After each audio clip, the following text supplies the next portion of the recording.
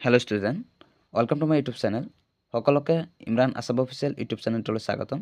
So আজি আমি Assam police AVEBৰ কাৰণে কেইটামান মষ্ট ইম্পৰ্টেণ্ট কুৱেশ্যন আনসাৰ আলোচনা কৰিম আৰু তোমালোকৰ কেইটা শুদ্ধ হয় তোমালোকে কমেণ্ট বক্সত কমেণ্ট কৰি জনাবা। সো গতিকে বলক আমি পলম নকৰি প্ৰশ্নসমূহৰ মাজলৈ আগবাঢ়ি যাওঁ।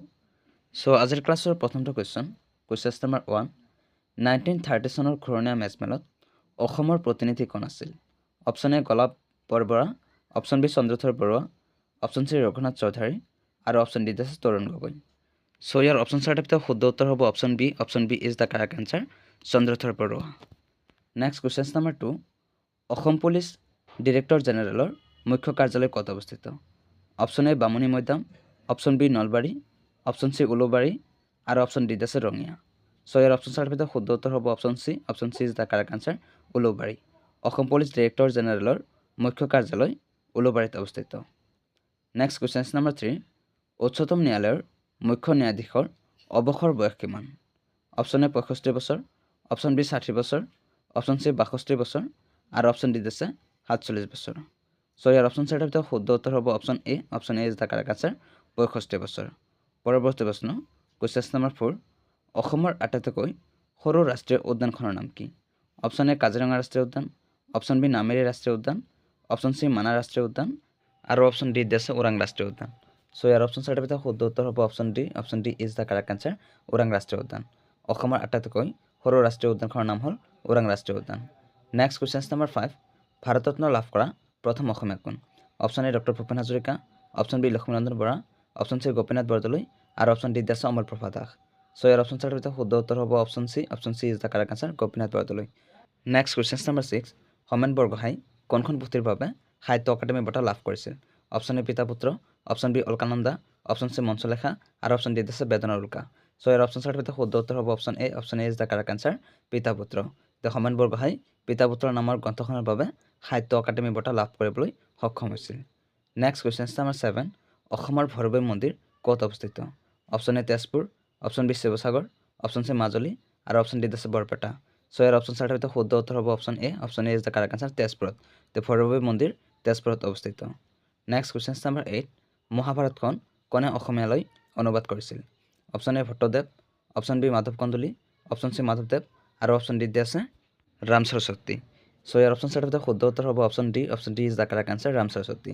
মহাভাৰতখন অসমীয়ালৈ ৰাম সৰস্বতীয়ে অনুবাদ কৰিছিল। নেক্সট কুৱেশ্যন নম্বৰ 9 অঘৰী আত্মাৰ কাহিনী গ্ৰন্থখনৰ লেখক কোন?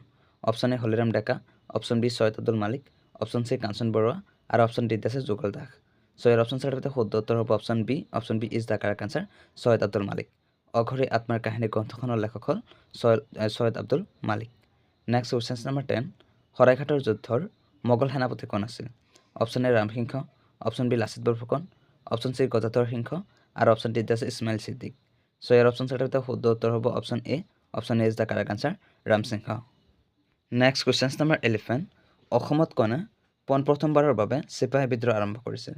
Option A Gomdhar Konwar, option B Piyali Barua, option C Malati Mem আৰু অপশ্যন ডি আছে মণিৰাম দেৱান। সো ইয়াৰ অপশ্যন চাৰিটাৰ ভিতৰত শুদ্ধ উত্তৰ হ'ব option D. Option D is the correct answer, Maniram Dewan.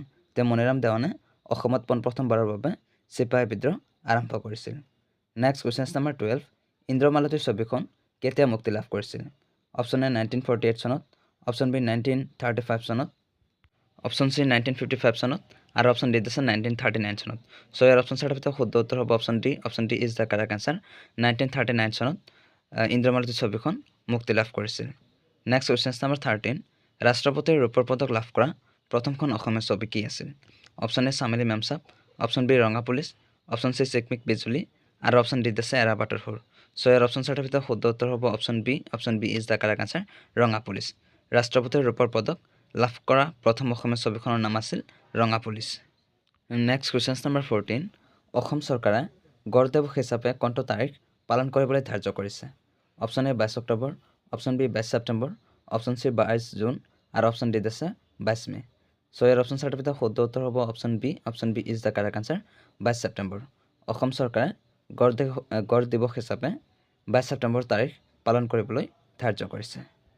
আজিৰ ক্লাছৰ অন্তিমটো কুৱেশ্যন নম্বৰ 15 2014 চনৰ পিছত কোনখন ৰাষ্ট্ৰক G8ৰ পৰা বহিষ্কাৰ কৰা হৈছে?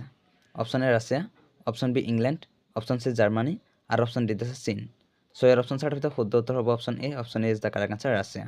2014 চনৰ পিছত ৰাছিয়াক G8ৰ পৰা বহিষ্কাৰ কৰা হৈছে।